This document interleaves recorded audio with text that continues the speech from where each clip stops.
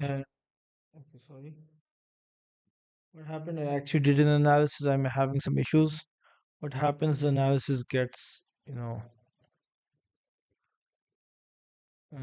the video gets deleted, and I have to redo it again. So, guys, on Friday, guys, we were buying this. The price hit our target next to Trump's and came back down again.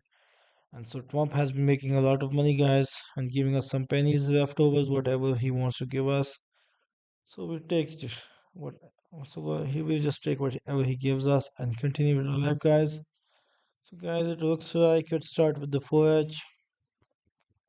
Yeah, but it looks bearish, guys, on the daily chart. It's still bullish. This is a support area, so on the 4H, kind of, mixed bias. So guys, I'm going to go with selling this. Guys, as long as the price stays below 1.35102, guys, I'm a seller, and guys, and my target will be 1.34781. Okay, guys. And guys, we start buying this if the price picks up above 1.35102, guys, we will be going for 1.35400.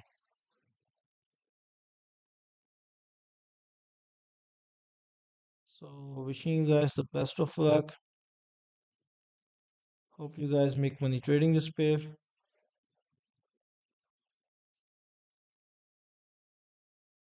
And see you guys tomorrow. I just did the analysis as well because I already did that.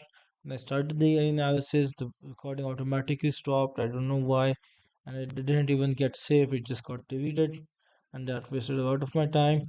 So, guys, it's selling, and as long as it stays below 1.36040, and why is that?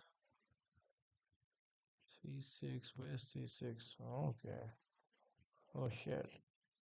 Because it's selling from here and its targets are 1.34780, which is probably this zero.